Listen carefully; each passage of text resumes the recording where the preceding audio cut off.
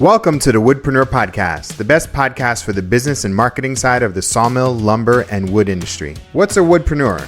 If you have a business where you make money as a woodworker, sawmill owner, selling slabs, or a content creator, then you're a woodpreneur. My name's Steve Larosiliere, and I started Woodpreneur Life, Acres of Timber, and the Woodpreneur podcast just for makers, wood entrepreneurs, and small business owners just like you.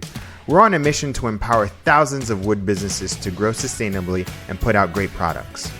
Each week, I interview makers, sawyers, content creators, and 6- and 7-figure entrepreneurs that know the wood industry inside and out. With topics covering everything from the urban lumber movement, sustainable sourcing and design, we'll discuss the ins and outs of how to grow, monetize, and fully immerse yourself in the woodpreneur lifestyle. If you're a hobbyist, a full-time wood business owner, part-time entrepreneur who wants to become a content creator, or quit your day job to pursue your dreams, the Woodpreneur podcast is just for you. Thanks so much for listening. Now enjoy this episode. Hey, welcome to a brand new episode of the Woodpreneur podcast. It's your host, Steve Larosiliere. Today's guest is Joe Paonessa from Edgecroft. How you doing, Joe? I'm good. How about yourself? Good, thank you. Hey, why don't you tell us the backstory behind Edgecroft? How'd you get started? Yeah, so Edgecroft, we've been around for about 2 years now. We're located in Tennessee, close to Nashville. So I opened it up about 2 years ago to expand, our CNC business that we have originally out of Toronto. So in Toronto, I have another division or another company called Magnitude Solutions. So it's been running there for about 10 years up there. And about 2 years ago, my wife and my two boys, we all moved down to Nashville.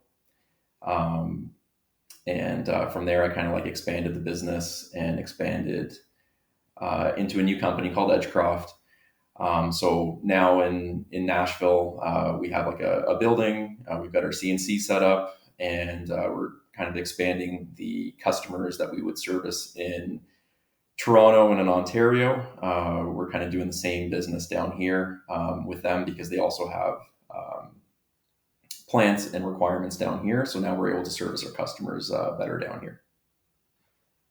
Cool. And how did you get started in this field? Give us that backstory. Yeah, so I guess my background and everything is, I went to school for engineering. So I have my bachelor's of engineering, my master's of engineering, and I've always been working in the automotive industry.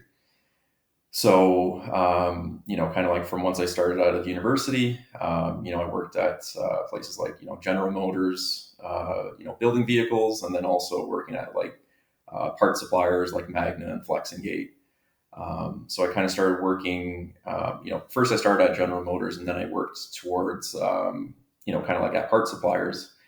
And then while I was working as a program manager at a part supplier company, I started seeing that we had to do engineering certifications for racks. And I somehow randomly kind of got into doing rack certifications for shipping automotive parts. So from there, I then kind of found that those rack companies, so I have about, 15, 20 different rack companies in Ontario because I started doing a rack certification business that I would do their certifications. And when their drawings would come across, they all would have plastic dunnage and plastic parts that are CNC cut that they put on the racks. So then from there, I decided to start quoting them to do that. So I just kind of got into my CNC business kind of by accident from doing the engineering certifications. So it was kind of a natural progression that, hey, I'm already doing a certification for you guys. Why don't I start making the plastic parts that go on there? That's really fascinating. And what were those first couple of years like? How did you build up the business?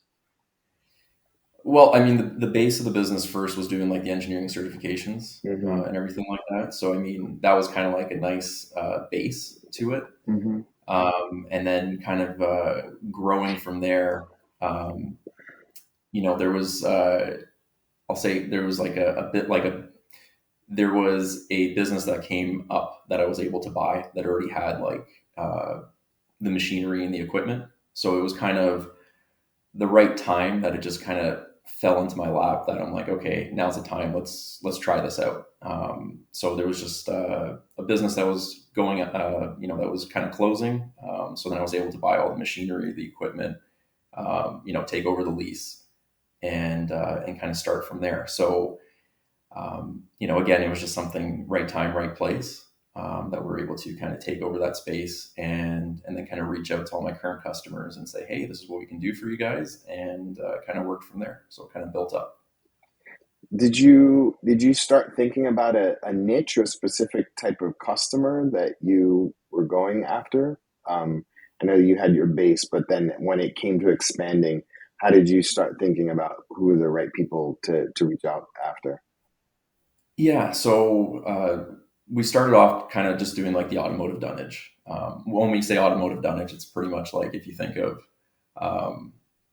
think of like a car bumper getting shipped in, from a plant into General Motors. It's on like a big steel rack, but then they have kind of like plastic, guiders or holders that kind of hold the parts going in.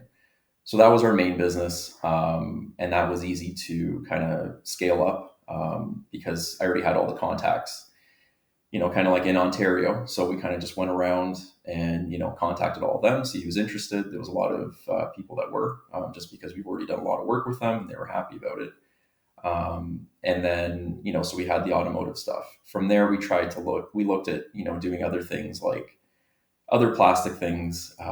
Some people had like, boxes and chairs and, stuff like that. That locally that they looked at, can you cut these pieces for us so we can assemble, kind of thing. So we still do a little bit of that, but it's not our main business. It probably accounts for you out of there. So the main thing is still the automotive stuff. And then from there, we kind of, looked at, integrating, because when we took over the shop that had like the CNC machine, they also had like an injection molding business. So we kind of looked at how we can kind of like merge the CNC and like the injection molding all together as well. So one of the things that we do with that is the all the scrap that we make off the CNC, we actually grind up and put into our injection molding. So we're able to find products and businesses that that we already had relationships with, that we're able to kind of like supplement the material and everything we use. We're able to recycle it, put it back in, and saves the customer and saves us money as well. So we've been looking at angles like that of how to integrate both businesses together. That's fascinating. Did you what did when you first started off? So you said you started in Canada and then you expanded in to Tennessee. What did growth look like for you? Was it more about clients, or was it about equipment? Was it about the team? And describe the team today. So the team that I have like in Toronto right now, it's not just the CNC; it's also like the injection molding business and everything. But we have 3 shifts and we have about 15 people, 15 to 20 people working there. So it's a large operation, takes a lot of work, a lot of people to keep it going. And then what we looked at, in Tennessee was there's a lot of opportunity. A lot of our same customers are literally have their manufacturing plants in Ontario and Tennessee, so it was a very easy way to like expand and double up without going in blind. So we already have relations with them, and we were able to do work with them right off the bat. The next thing for us to do is to kind of like expand out of our, the relations that we already carried over from Ontario. We're now looking to find like, new relations and new opportunities down here in Tennessee. And there's a lot of different products, just because of like the area. So one of the things that I find in down here too is there's actually a large boating industry. A lot of people make, boat companies, or there's a lot of boat companies down here. So you can make, foam that people like to, get customized foam for their, the boat liners, like when they're like walking around in the boat. And then there's also a lot of, special types of plastic that go on the boats and stuff like that. So that's kind of like a new industry that I'm kind of looking at slowly getting into. But the place here in Tennessee right now, we have we have a building here. We've got our CNC and our CNC shop set up, and we have about 4 or 5 employees working there on 2 shifts now. So I mean, it was it took we had the building for about a year and a half now, or sorry, about a year, and then for about half this year we kind of got into production and everything like that. So we're slowly scaling it up, but everything's been kind of like working out well so far. That's awesome. Did you self-finance? Did you get loans? Did you like Oh, it's very interesting. investors? It's very interesting to do it. Coming from Canada, in Canada, I have an established business. I've had it there, for 10, 15 years. I've got, credit, personal credit, business credit. It's great. Banks are more than happy to loan money. Once we came down to Nashville, when I started looking at business, how you finance it and everything, they, don't want to give you anything. They're like, oh, that's nice. You've been here for 6 months. Well, okay. Talk to me in 3 years when you show 3 years of profit. So it's like very difficult to get a loan. So with the building that we have here, we actually purchased. And my way of kind of figuring out how to get there, I've worked with like the state of Tennessee, the economic department, the TVA is like a utility company down here, trying to get like loans and figure out like the business environment. So I mean, they've been very helpful showing me the right people to talk to. But even with that, it was difficult to get loans. So to get the building, I literally was just like knocking on doors, seeing who wanted to sell.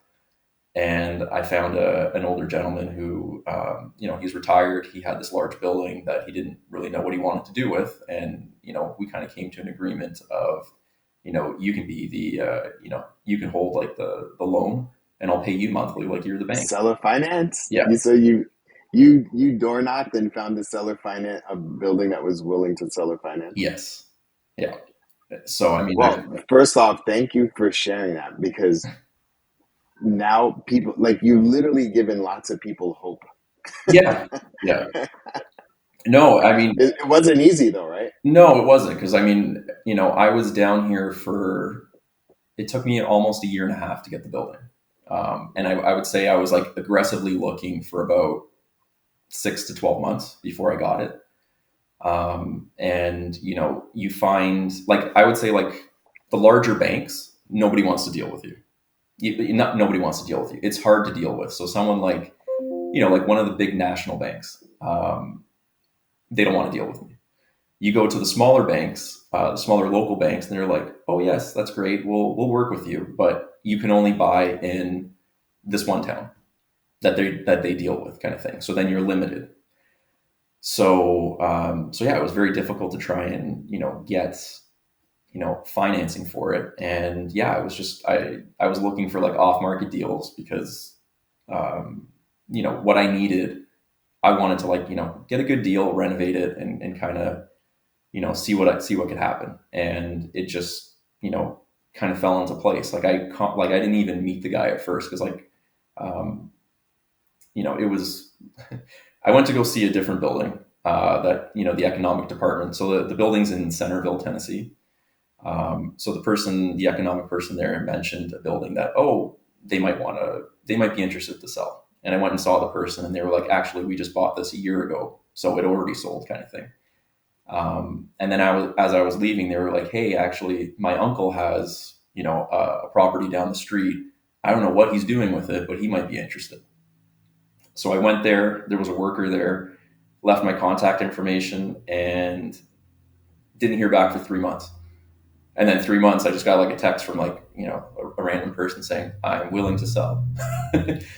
And yeah, it's been, a unique journey with it. One of the things I agreed with the guy too is he has a lot of junk there, a lot of old equipment. It used to be a trailer welding fabrication shop. So he has lots of old tools and just lots of stuff that he's collected over the years. So, we pretty much like split the property in half, and it's like, hey, the other half, he's got a year to sell all of his stuff and have an auction or whatever. So right now he's still trying to set up, and by November he's going to be out of there. But he's supposed to have an auction, I think, this month or next month to try and clean up and move all of his stuff. But yeah, he was more than happy because to me, it made sense for him too, to be a seller, to be like the seller finance for him. Because it's like, you're retired, you got an annuity now. It's like, hey, every month you're getting paid, rather than having this building just sit there. So yeah, it worked out really well. That's awesome. Can you talk a little bit about leaving your home and leaving your home country and moving to a new country and starting from scratch? Yeah. It's a very amazing journey that we've gone through, like my wife and my kids. Yeah, about 3 years ago, we were just, we were looking for a change. Wanted, a different place to raise my boys. They're both in elementary school. They're 10 and 6 right now. We want a different place to raise them and everything. And we were looking to the US, looking abroad to see where we can go. Our whole family, our grandparents, both sets, immigrated from Italy to Toronto. And then all of our parents all live in Toronto. All of our siblings live in Toronto. All of our family lives in Toronto. Nobody has moved out of, the province or, pretty much like the city kind of thing. So it was a big shock and a big change to, kind of like our family, but, they understood that, we wanted to change and wanted to move. So, we looked at the US, and we were looking at, different states. I really don't like the cold. So I wanted to go somewhere much warmer. So we were looking at, say, like Texas, Tennessee, and Florida. Those were kind of like the 3 states we were kind of looking at. Florida, we would just like vacation there all the time. And then Texas, honestly, I've never been there yet. Still haven't been there. And then Tennessee, I just know that I have like a lot of business contacts there. And, it just seemed like a good fit between business that, I have like an industry that I can work with there. And then also for family life, that it just seemed like a good fit for our family kind of thing. So about, just under 3 years ago, I drove down here for a week and kind of just scoped out, all the different neighborhoods, the schools, and then also kind of like the business environment down here. And, said, hey, this is the right fit for me and my family and everything. So then, we sold our home and then moved down here. Doing the whole thing, there was like a lot of planning involved with, keeping my business running in Canada, as well as kind of like, establishing a new one down here and expanding it kind of thing. So, to do that, you have to get, certain visas. You can't just come, drive across the border, buy a home and say, hey, I'm starting my business and here's my family. So there was a lot of, paperwork and a lot of, time with the lawyer spent to, to set up your visa, set up your business and kind of get that going. But I've just been very fortunate that, the team I have in Canada is great. They're the employees there. I have some family members that work there. So they're, very, great to deal with, and they help me out all the time. And then all the employees that we have there, we've had great retention there, and they're, punctual, on time, great people. So I've just been fortunate that, being so far away, I go back maybe 2 or 3 times a year, that everything's still able to run kind of thing. So been very fortunate that way. And then, moving down here, personally for my wife and my kids, they love it. And then the business environment, the business climate down here, it's been very positive, compared to where we were. There's just a lot of incentives, tax-wise, grants, and just like the business environment, that you're able to do a lot of things here. And it's worked out very well. That's awesome. I'm glad it's working out for you. Yeah. Moving. It's scary at first, especially with your family and and moving to a new place. Yeah. That No, don't you feel like I ask my kids, like, maybe about once every 3 months, we have like the conversations like, so are you guys happy here, or would you like to go back to your old school? And all the time it's like, no, no, no, no, we're good. We're good. So that's so cool. So what does business growth look like for you in the future? here it's sky's the limit right now, to be honest. Just with all the different contacts that we have and like the different, between like the CNC, the injection molding, it's now actually kind of like turned into warehousing as well. So, one of my clients, if you if you think of like the whole life cycle of how things go, it's like the CNC scrap we put into our injection molding, and injection mold is part for a commercial client, or like commercial and consumer client kind of thing.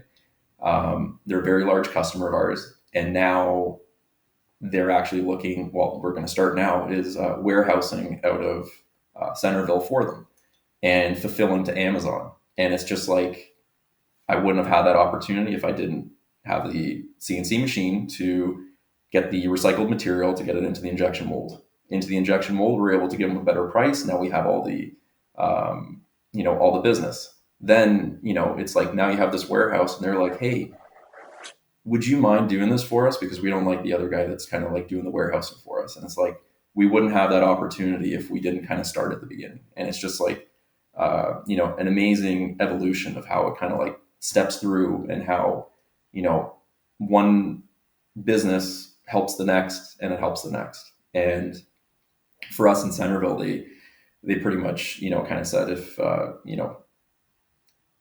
we're going to bring a bunch of product for you to warehouse to fulfill to Amazon. If this goes well, we'll give you even more. And, the warehouse that I have here is about 12,000 square feet.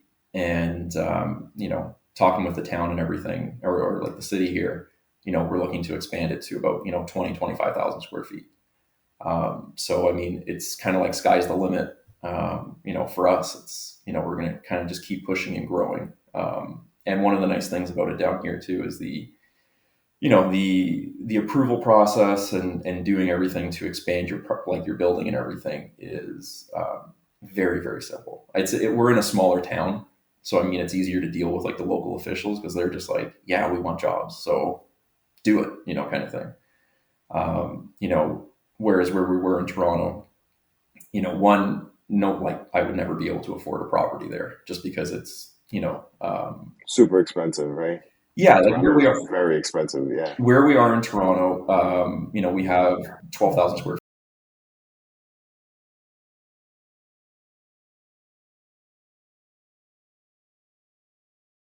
feet, 7.5 million for 12,000 square feet, and the build and 7.5 million, and I think the property tax was like 90 grand a year. Where here, the building that we got, it's 12,000 square feet. We got it for 400, and the property tax is 2,000. So it's just like an amazing Night and difference. day. It's night and Yeah, day. Yeah, it's yeah, night and day. yeah, I don't need, a beautiful property that's like, downtown Nashville or something. yeah, I need a barn. I just need a yeah, building with like a roof, four walls, and we'll figure it out.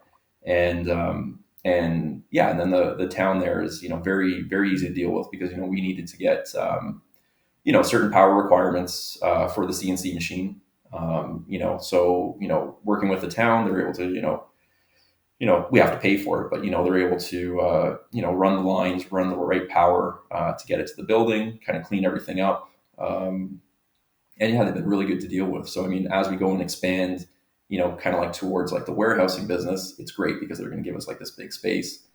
And then also with doing the, with the CNC business, we need more space for that too, because we're looking at, different products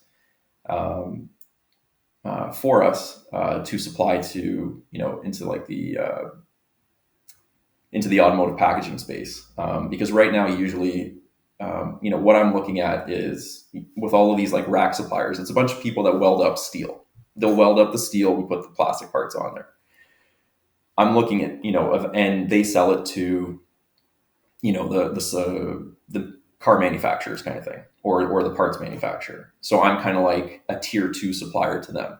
I want to become like a tier 1 supplier. I don't want to get into welding though, because I feel like everybody welds, and it's the space is, there's a lot of people in that space because everybody wants to do it, and they can kind of switch from industry to industry because it's like, well, today I'll weld racks. Well, tomorrow I'll weld stairs, just for like different industries and stuff.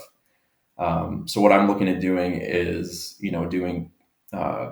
there's these things called like knockdown bins, these big plastic bins that they use in the automotive industry. And from there, we can use kind of like our plastic parts or plastic, holders for car parts, to kind of compete against, steel products. So that way we can then become like a tier 1 supplier to like the parts suppliers and like the automotive OEMs. So I'm kind of looking at the next step for me is to kind of try and become like a tier 1 supplier to those guys. But sticking in the plastic space, because that's kind of like our bread and butter. That's what we know what to do and what we're good at. And I don't see that it's not too crowded in like that space, especially around here kind of thing. That's awesome. I love, it's almost like you take the chance, you reframe your environment, and many opportunities happen as a result of it, right? Like if something isn't working for you one place and you want a different lifestyle and a different opportunities, like you would never have had the opportunity to do that where you were. Yeah. At a fraction of the cost. That's really inspiring, man. That's really, really cool. No, it's it took a big risk to come here and do it, but it's paying off immensely. It's great. It's worked out really well. It could have gone really, really bad. But I guess, you have to take those big risks and big gambles to try and make it work. Same with knocking on doors and trying to find a property, and, the amount of people that, weren't too kind or didn't want to hear it.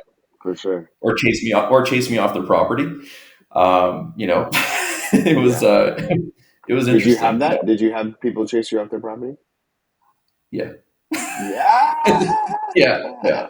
So, let's go. Yeah, because I mean, I don't know, I guess maybe I was a little bit too aggressive with things, but like, a lot of these properties, like they're just sitting there. And, like a lot of these industrial properties, especially, I don't know, especially, but like around where I was like looking, it's just a building. It's sitting there. Nobody's going there. So I'm like, this is great. This is, whoever owns it isn't using it, doesn't want it. Let me take it off your hands. So nobody's there to actually contact. So then, I'll go through like the county records and be like, oh, okay, this is owned by such and such who lives at such and such.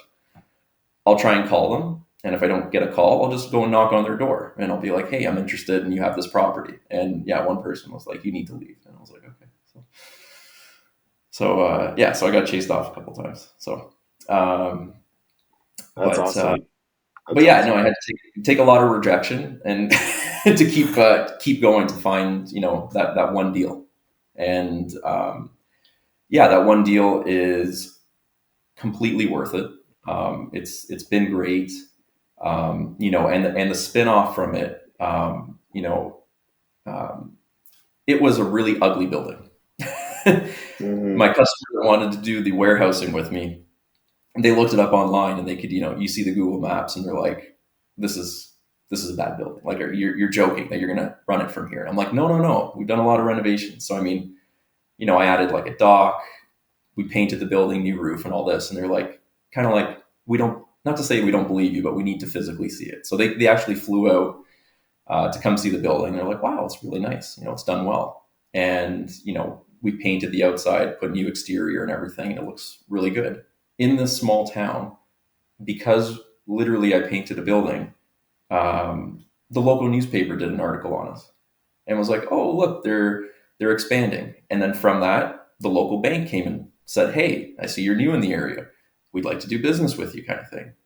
So now after talking to them, it's like, okay, the next step is, next year, if I feel like it's the right thing, we can open up a line of credit with them and we can refinance the building to make them, the mortgager, pay off the other guy, and then you can get equity out of the building. So I wouldn't have, it's like another, like a random thing. It's like, you have to, like, try, you're working towards something else, and then something else good comes. I was just trying to paint the building so that when my other customer comes, it looks decent to warehouse for them. And then from that, I have these opportunities where, like, the local bank wants to work with me, where, larger banks never even wanted to talk to me, kind of thing. So that was kind of like a nice random spin-off that I wasn't expecting, kind of thing. That's so cool. Yeah, it's I like to call that when you're living in flow and living in purpose, like a lot of serendipity happens, right? Like it's just like, yeah, wow, you keep taking risks. You're like, what else can happen? I gotta, like Yeah. you get like you just start taking more and more risk, and things start to happen. So Yeah. cool. So I didn't mention this before. So this is part of my podcast is that I give you a chance to ask any marketing or business advice. And so, is there anything that you need help with, marketing or business wise, that I could help you or give you advice on? Yeah. I mean, I guess for me, like, one thing that I see as an opportunity that I've never really been able to figure out how I want to do it, but all those, like, those, like, plastic, like, lawn, not plastic lawn. Well, they're plastic. It's like those, I guess in Canada, we call them Muskoka chairs. Have you ever heard of those? Oh, like Kind of like, Adirondack chairs. there you go. Yeah. Adirondack. Yeah. Yeah, So I guess we call them Muskoka because there's, Lake Muskoka. yeah, It's where everybody has their cottages, kind of thing.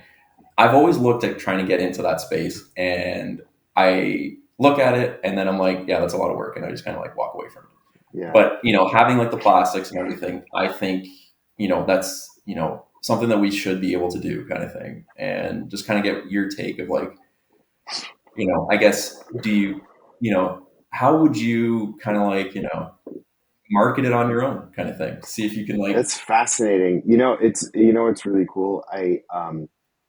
Well, I think about you say you have the plastics and you have the injection molding, so you're like you can basically create anything out of plastic, yeah, essentially, right? Um, so a cool thing that you could do is you can do it. I mean, figure out what your costs are in order to make one and to batch it, like what your costs are. But I would potentially go high end, right? If hmm it's going to be worth it, it should probably be worth your time, right? yeah, Um, so one thing that you could do is partner with an interior designer and come up with an yeah, outdoor collection hmm and market it through them and pick somebody with a very large social profile and social following and then reach out to them and just say, hey, look, we want to do a line with you. And, you document the whole experience of creating the thing, you do a yeah. launch of it. And I mean, where you are, is it like a 3 season sort of like, is it 2 season state, like your area, like Nashville? No, What is it? we have 4 seasons. Yeah, like, Okay. So it does get cold. So, okay. So what you could do is, yeah, that's probably what I would do. I would partner with an interior designer or a social influencer and come up with a line. yeah, What you actually need is a really great design and prototype. And then what you could end up doing is do a separate line, separate website. Um, yeah. that and now that you know how to store and warehouse, you can fulfill from there as well. For them, yeah, You know what I yeah, mean? That's yeah. probably Because, what I would do. Yeah. yeah, no, that's a really good point, a good idea. Because, yeah, like, I mean, we've done, like, some Amazon products here and there, kind of Hmm. thing, and Yeah. like, not really. Well, some we make, some we, like, ship in and then put on Amazon, and I feel like it's always, like, a race to the bottom, because, like, everybody with Amazon, it's like, oh, it's $12. I can get it for 11. I'll buy it for 11, because there's really not much difference between the products. But, like you said, if you have, like, a brand and, like, a high end name, um, that's probably, like, where, more of the profitability and more, makes more sense to go towards that route, kind of thing. Yeah. All right. Well, was that helpful? Yes, actually it was. Yes, thank you very much. So, Awesome. Awesome. All right. yeah. Well, tell everybody your website so they can follow. Yeah, no, so our website is edgecroft.com, and you can contact us through there. Joe, thank you so much for your time. I look forward to getting your story out to the Woodpreneur community. It's super inspiring, and I look forward to following along. Yeah, thank you very much. I appreciate it. All right, take care.